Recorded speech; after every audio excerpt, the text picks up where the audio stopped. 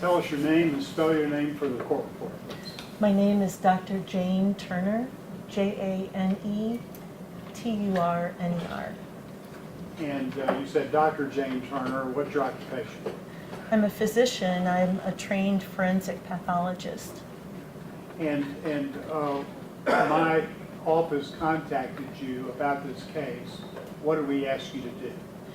You asked me to review materials related to the death of Mr. Tyre Nichols and to tell you my opinion as to the cause of his death. And what in your background qualifies you to give opinion testimony on that issue? I'm a board-certified forensic pathologist. I've practiced for over 25 years. I've performed well over 5,000 autopsy examinations, including autopsies in individuals who've had head injuries from assaults, motor vehicle accidents, gunshot wounds, falls. I've also given lectures on traumatic brain injury. And I take you went to medical school somewhere. I did. I went to St. Louis University School of Medicine. And is that where you live now, is St. Louis? Yes. Have you ever been called upon to give this type of expert testimony before? Yes. On how many occasions? With depositions and trials well over 200 times. Your Honor, may I pass the witness to Doctor? Sure.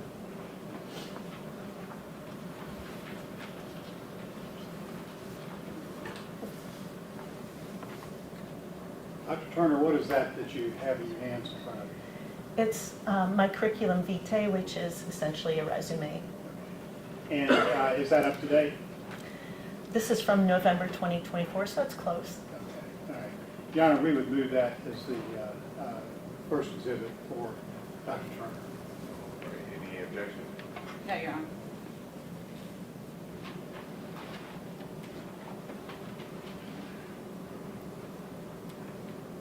Show the 23-page CV of Dr. Turner as Exhibit 33.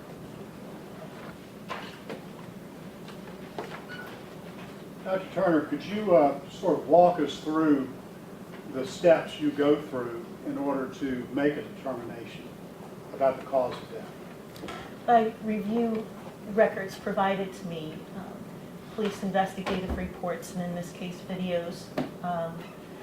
I also review medical records and the autopsy report and autopsy photographs and some trial transcripts. And is that all the records that you reviewed? Yes. And what did you find out from that review? That Mr. Nichols was assaulted. He was struck in the head. He was unsteady on his feet after that. He was eventually attended to by emergency medical services and taken to the hospital, where he was already showing signs of shock. He was initially had no pulse, no blood pressure, wasn't breathing, so urgent care was administered to him, including intubating him, putting a tube into his airway so that he could have his breathing supported. And he was administered medicines to help his heart function better, and he was subjected to imaging studies to determine why he had cardiac arrest. What kind of imaging studies? He had a CT scan without contrast of the head. He also had CT scans without contrast of the chest and neck. He had a repeat CT scan a few days later, repeat CT scan of the head a few days later. What were the results of those scans? The results showed that of the head, that he did have soft tissue injury of his scalp from the assault, but he didn't have any skull fractures. He didn't have any bleeding around the brain or in the brain. There was no real evidence on imaging that he had brain injury, and yet clinically, he had myoclonic activity. It's a type of seizure, and that activity was improved when he was given anti-seizure medication. And what else did you find out from the medical records? He had shock affecting all the major organ systems, so his brain wasn't functioning, his lungs weren't functioning, he had to be on a respirator. His liver went into shock. It was described clinically as shock liver. His kidneys were shutting down such that... You use the term shock a lot. What do you mean by that? Shock means when your body reacts to an insult to the system. There's septic shock, that's when you have an infection and your body overreacts to the presence of that infection. In this instance, Mr. Nichols had neurogenic shock. He had a reaction to the head injury, and that caused his body to overreact to that injury by his heart failing, his lungs failing, his liver failing, his kidneys failing. And did you also review the autopsy that Dr. Ross did? Yes. And what did that show?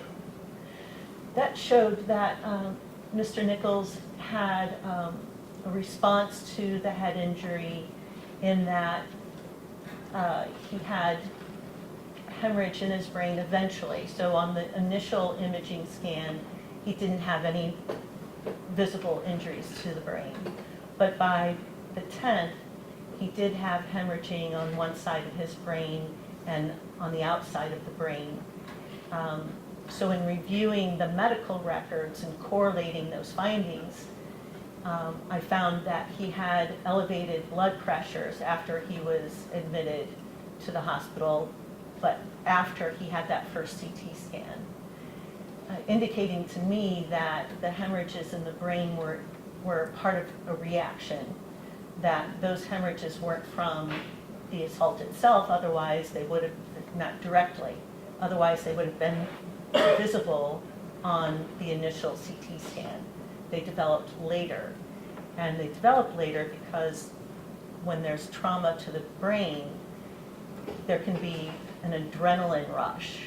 The body reacts by pushing out adrenaline, and that can cause high blood pressures, which he did have.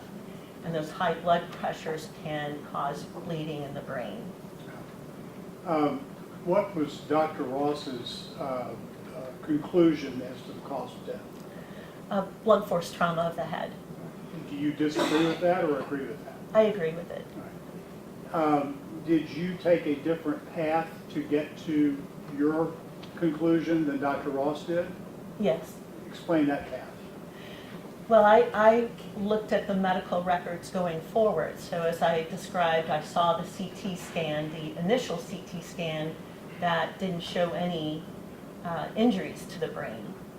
And that's why a second CT scan was performed, because the doctors couldn't figure out why Mr. Nichols was as sick as he was, and he was in shock. And the second CT scan showed that in the interim, between the January 7th CT scan and the January 10th CT scan, he had developed this hemorrhage. And also in that period, he had elevated blood pressures. Did that have something to do with well, how did the elevated blood pressure figure into that? Well, the best estimate is that Mr. Nichols was without a properly functioning heart for 25 minutes or so before he got to the hospital. The brain is very dependent on the heart to provide it with blood and oxygen. When the brain doesn't get the blood and oxygen it needs, that causes not only damage to the brain, but to the blood vessels in the brain. And the blood vessels get damaged and weakened. And if you have a surge in blood pressure, those weakened blood vessels will leak blood. And that was the result, that was what caused the hemorrhage? Yes. And how did the hemorrhage relate to the cause of death? It relates to it because if Mr. Nichols had not sustained that head injury, he wouldn't have had that brain hemorrhage. So The cause of death is still blunt head trauma. So how would you describe the major difference between your path to that and Dr. Ross? But it appears that Dr. Ross saw that there were hemorrhages in the brain and concluded that it was from blunt head trauma. Now, are you familiar with the term rhabdomyolysis? Yes. And what is rhabdomyolysis? Rhabdomyolysis is the destruction of muscle cells in a great quantity and suddenly. And with that destruction of muscle cells, protein gets released into the blood, and that protein damages the kidneys. And did that figure into Mr. Nichols' diagnosis? He was diagnosed on January 9th with rhabdomyolysis. And did the objective findings from the medical records support that diagnosis? Yes. Dr. Ross indicated that the trauma to his arm could have been the source of the rhabdomyolysis. He does say that. In the medical records, the rhabdomyolysis is described mostly as mild. And he was diagnosed with rhabdomyolysis on January 9th, but his kidneys were already damaged. By January 8th, Mr. Nichols was receiving dialysis for his damaged kidneys. So he came into the hospital with evidence of damaged kidneys. On January 9th, he had begun dialysis. On January 10th, he was diagnosed with rhabdomyolysis. And then I forgot one other piece of information. On January 7th, an analysis was performed of his urine, and the urine did not show any protein related to rhabdomyolysis in his urine. So the rhabdomyolysis developed later, subsequent to Mr. Nichols already having such severe kidney disease that he had to undergo dialysis. And did the rhabdomyolysis have any effect on his cause of death? No. Assuming that Mr. Nichols received a kick to his arm at some point prior to going to the hospital, would that have had any effect on the cause of death? No. That's all the questions I have. Mr. Dumont, you'd be up next. Now next, I have no questions. All right, Barry, go. State. Dr. Turner, just to be clear for the jury, you've said a lot of very impressive words. The beating that Mr. Nichols took is what killed him. The injury to the head, yes. That's Charlie. Those are all the questions we have for you. Thank you very much. Thank you, Your Honor.